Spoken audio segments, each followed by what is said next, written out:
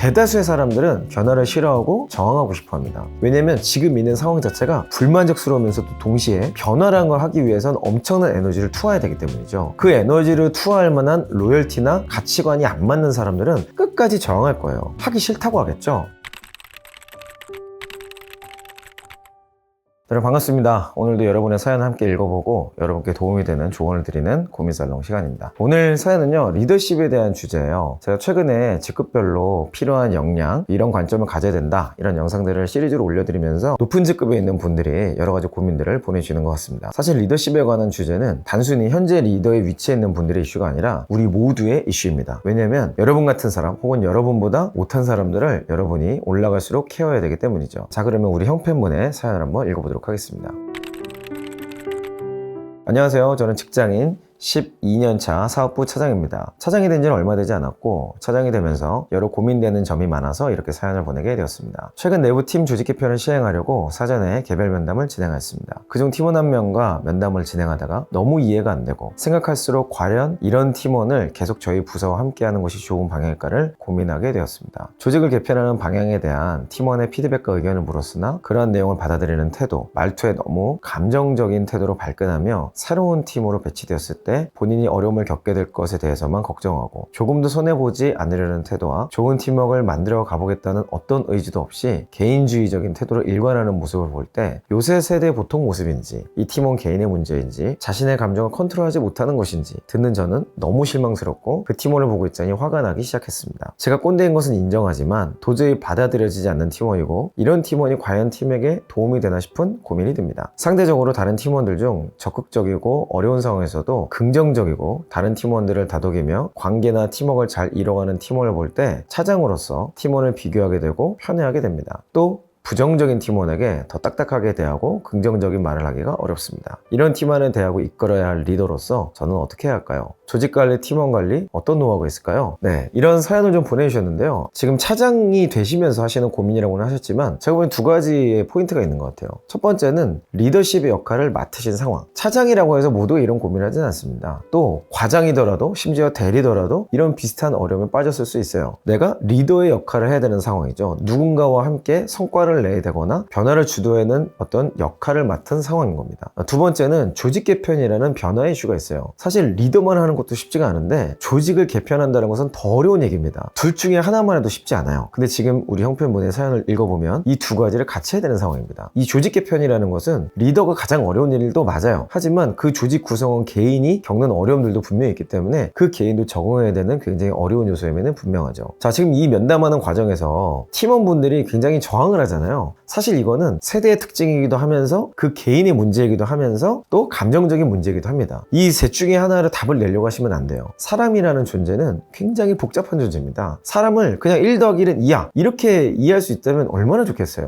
근데 그렇지가 않습니다. 사람은 감정이라는 게 있고요, 자신의 뜻이라는 게 있고요, 살아왔던 습관과 문화, 여러 가지 배경들이 있어요. 그런 내용들이 복합적으로 이루어져 있기 때문에 사람 문제가 가장 어려운 문제, 그리고 인사가 만사다라는 말까지 나온다고 할 수 있겠죠. 사실 리더는요, 말을 들어주고 직원들을 편안하게 만드는 것도 중요하지만 그것 이상으로 변화를 주도하고 실제 실행할 수 있도록 사람들을 설득하고 동기부여하고 때로는 변화를 실행해내는 능력이 더 중요할 겁니다. 자, 우리 형편분이 할 수 있는 게 뭐가 있을까요? 저는 첫 번째로 그 마음에 안 들어 하는, 그리고 감정적으로 지금 뭔가 닫혀있는 이 직원조차도 동기부여할 수 있는 새로운 차원의 목표, 새로운 전략을 제시할 수 있다면 그게 무엇일지를 고민해 보려는 거예요. 사실 이것은 우리 형편분의 리더십 역량을 준비해가는 과정이기 때문에 반드시 있어야만 합니다. 이거는 피할 수가 없어요. 그리고 앞으로도 더 큰 리더십으로 성장하는 과정에서 계속해서 이렇게 일을 하셔야만 꼭 조직 개편이 아니더라도 여러 변화들을 주도하고 새로운 성과에 도전할 수 있게 될 거예요. 자, 지금 말씀드리는 것은 우리 형편분의 개인적인 역량 개발 관점이고요. 제가 보기에 지금 더 중요하다고 판단되는 것은 선수 교체 플랜입니다. 자, 조직 개편이라는 것은 어떤 변화의 시작이에요. 꼭 조직 개편이 아니더라도 새로운 프로젝트를 할 때, 일하는 방식을 바꿀 때, 시스템이나 평가를 바꿀 때 반드시 이런 어려움들이 발생하게 됩니다. 자, 그런 변화들은요, 익숙했던 누군가에게는 두려움의 존재가 될 수 있고 또 기존에 잘했던 사람도 그 체제가 바뀌면서 어려움을 겪는다고 생각할 수도 있어요. 자, 이런 변화를 시작할 때 리더십 역할을 맡으신 분들에게 제가 조언 드리고 싶은 것은 절대 모두가 변화를 받아들일 거라고 생각하지 말라는 겁니다. 변화는요, 그 변화에 공감하는 소수와 먼저 시작하셔야 돼요. 대다수의 사람들은 변화를 싫어하고 저항하고 싶어 합니다. 왜냐면 지금 있는 상황 자체가 불만족스러우면서도 동시에 변화라는 걸 하기 위해선 엄청난 에너지를 투하해야 되기 때문이죠. 그 에너지를 투하할 만한 로열티나 가치관이 안 맞는 사람들은 끝까지 저항할 거예요. 하기 싫다고 하겠죠. 그런 분들하고 에너지를 소모하지 마세요. 변화가 필요하다고 생각되는 사람들과 먼저 그 변화를 시도하시고 그 안에서 나오는 열매들, 성과들을 보여주세요. 그러면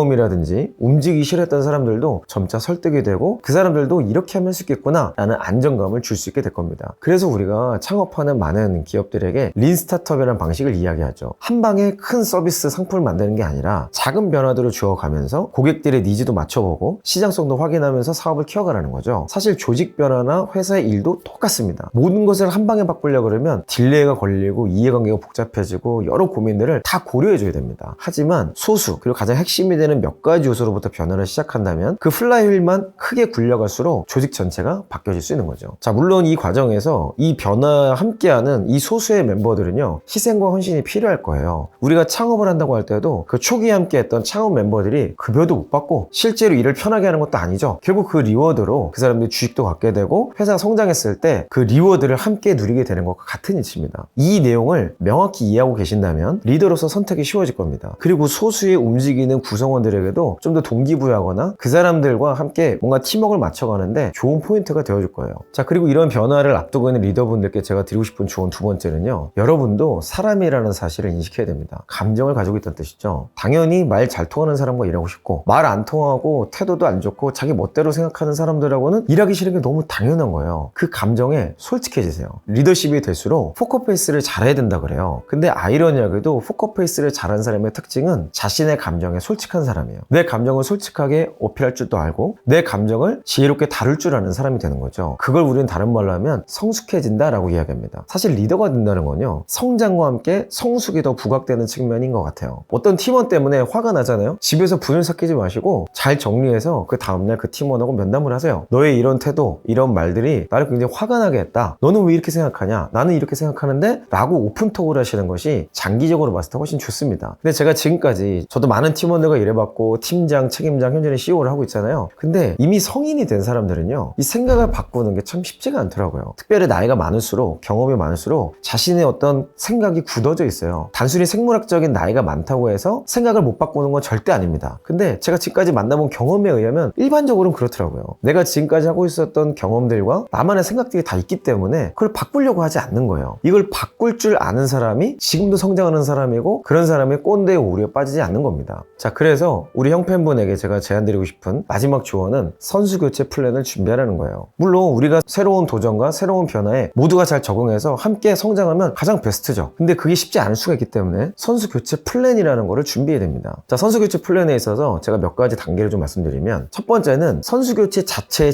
집중하기보다는 선수 교체는 서브로 우수하게 지금 나와 함께하고 있는 이 직원들의 행동과 목표에 집중하는 거예요. 일단 이것만 잘 잡으면 선수 교체를 하지 않더라도 반드시 성과는 나옵니다. 일단 여기에 집중하는 게 1번이고요. 그 다음에는 따라오지 않고 부정적인 사람들 있죠. 이런 멤버들을 인사팀이나 상사, 대표일 수도 있는데 그런 의사결정권자들과 논의를 하셔야 됩니다. 이 사람들을 배치를 할지 아니면 역할을 바꿀지 아니면 이 팀이 아닌 다른 역할을 줄지 이런 것들을 미리미리 논의를 해야 돼요. 말씀드렸듯이 이게 우선순위는 아니지만 이 우선순위에 집중하고 이 시간을 고정화해 놓고 계속해서 책임자들과 논의를 하는 과정에서 좋은 아이디어가 나올 수가 있습니다. 세 번째로 이 사람들에게도 기회는 동일하게 줘야 돼요. 이 사람들에게 동일하게 방향성을 주고 기준을 주되 단계를 밟아서 선수를 교체하는 것들을 보여줘야 되는 거죠. 사실 이런 인사의 교체 없이 조직이 건강하게 성장한다는 것은 참 쉽지 않은 것 같아요. 이게 이상적으로는 맞아요. 그리고 이론적으로는 맞을지 모르겠어요. 그리고 많은 경영학 책, 리더십 책들이 그런 이론들을 얘기를 합니다. 근데 제 경험으로는 그거는 이론에 불과한 경우가 많았어요. 물론 리더 입장에서 이런 선수 교체가 굉장히 마음도 안 좋고 실제로 에너지가 많이 드는 게 사실이에요. 그런데 내가 진짜 교체를 감수하더라도 이런 변화를 이뤄내겠다라고 결심을 하잖아요. 그럼 정말 아련하게 모든 팀원들이 잘 따라오더라고요. 그러니까 리더의 확고한 의지, 그리고 명확한 방향성, 강력한 의지와 추진을 하는 이 실행력이 결국에는 모든 직원들을 움직이게 만들고 그 사람들에게 동기부여를 하는 원동력이 되었던 것 같습니다. 그래서 제 경험을 보면 애매하게 입장을 취했을 때 오히려 많은 직원들이 힘들어했고요. 제가 분명하고 날선 의지로 명확하게 제시했을 때는 힘들더라도 다들 잘 따라왔던 것 같아요. 자, 리더십이라는 것은 사실 굉장히 넓은 영역입니다. 제가 앞으로도 리더십에 대한 이야기들을 많이 나눌 수 있으면 좋겠네요. 리더는요, 비전을 제시하되 그 이상을 현실화해내는 사람이에요. 그 과정에서 피할 수 없는 게 사람 이슈라는 것을 기억하시고 지금부터 신입사원이건 이미 리더십이시건 나의 리더십을 준비하는 여러분 되었으면 좋겠습니다. 저는 앞으로도 여러분의 리더십 성장을 위해서 계속해서 함께하도록 하겠습니다. 이상 이영이었습니다.